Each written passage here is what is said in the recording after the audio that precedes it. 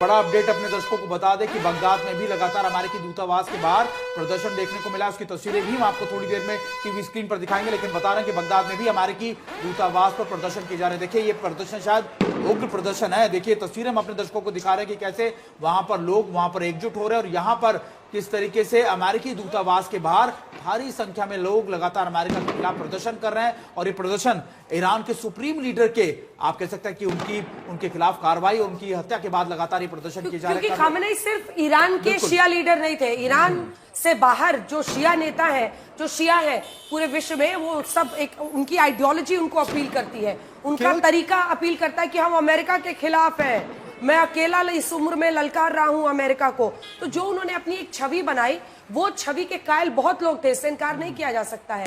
और उस छवि को आज ये देखिए वहां पर मुझे लगता है कि ये पुलिस वहां पे कॉर्डन करने की कोशिश कर रही है। शायद आंसू गैस के गोले दागे जा रहे हैं या फिर लोगों को हटाया जा रहा है। लोग देखिए मास्क पहन के आए हुए हैं और वो भी कुछ फेंकते हुए दिखाई दे रहे हैं। आंसू गैस के गोले वहां पर उनकी तरफ दागे जा रहे हैं, शायद इसलिए भी कि उनको वहां से दूर किया जा सके। अब प्रणय, इराक एक दूसरी जगह है जहां पर नजर सबकी होनी चाहिए, क्योंकि भारी शिया वहां पर पॉपुलेशन है 60 to 65%।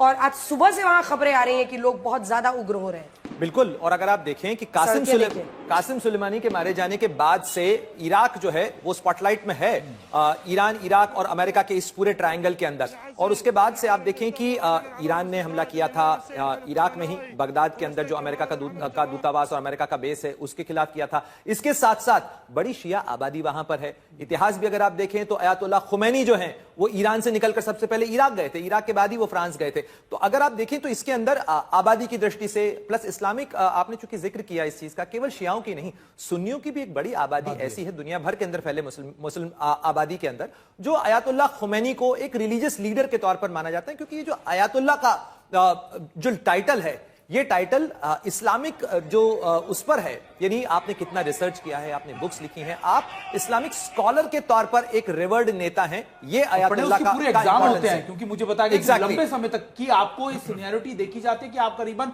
80 साल के 70 साल के होते तब जाके आपको वो मिलते हैं। एक बात मैं संजय मिश्र सर आपसे पूछना चाह रहा था, हम तो लगातार बात कर रहे थे मुस्लिम ब्रदरहुड की, लेकिन एक और बड़ा कॉन्सेप्ट लगातार इनके आपस में बीचों में तलखियां लाता है, वो है कौन बनेगा खलीफा मुस्लिम देशों का। वो खलीफा बनने के लिए ईरान ने बहुत लंबे समय तक अपनी चीजों को सेक्रीफाइस भी किया, या फिर आप कह सकते हैं पूरे मिडिल ईस्ट में वो वजूद सिर्फ ईरान का था। तो ऐसा ना हो कि ईरान के उस वजूद के डाइल्यूट होने के बाद सुप्रीमेसी दोबारा से अमेरिका की बन जाए, क्योंकि सबकी सिक्योरिटी फोर्सेस की डिपेंडेंसी एक तरीके से अमेरिका पर ही होगी।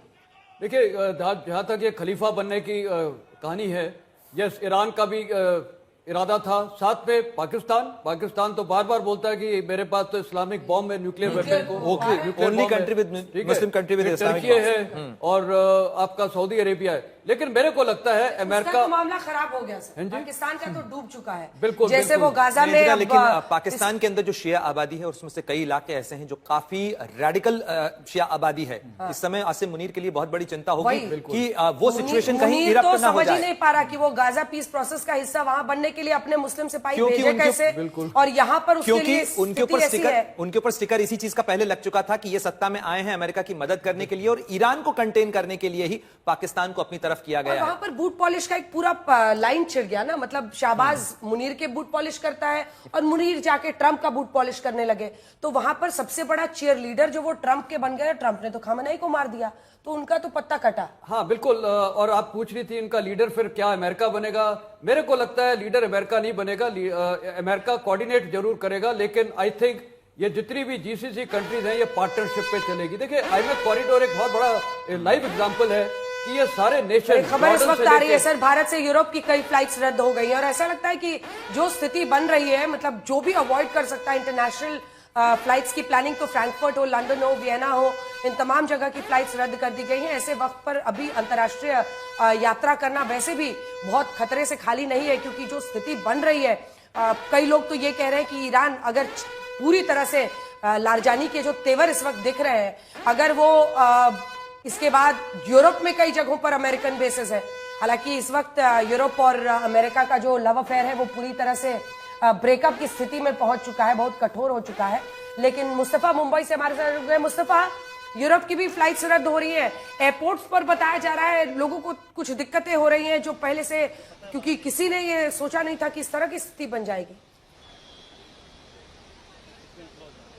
जी बिल्कुल, आप जैसे कह रही हैं ईस्ट वेस्ट कॉरिडोर है, गल्फ खासकर दुबई अबू धाबी, और वो एयर स्पेस क्लोज है, इसलिए सारी फ्लाइटें कैंसिल हो रही है। ये आइस स्टॉक चैंपियनशिप की टीम है इंडिया की, ये लोग जा रहे थे आज 1 बजे की फ्लाइट से म्यूनिक, बट इनकी फ्लाइट वाया अबू धाबी थी। अब आप ये कह सकते हैं कि ये लोग पार्टिसिपेट बच्चे नहीं कर पाएंगे इस इंटरनेशनल चैंपियनशिप में, इंडिया को रिप्रेजेंट नहीं कर पाएंगे, लेकिन इनके माँ बाप जो है वो खुश भी है, क्योंकि अगर ये लोग इन ट्रांजिट होते और अबू धाबी में होते और तब एयर स्पेस बंद हुआ होता, तब इनके जो पेरेंट्स है कहीं ना कहीं वो दिक्कतों का सामना कर रहे होते। इरफान अजीज हमारे साथ है, जो कोच है, आपने कई 1 साल तक इस टीम को तैयार किया, आज फ्लाइट लेने आए, अलग अलग जगह से इंडिया से ये बच्चे आए हुए हैं, क्या कहना चाहिए? देखिए, हमने इस टूर्नामेंट के लिए पूरे 1 साल तक जी तोड़ कोशिश करी थी।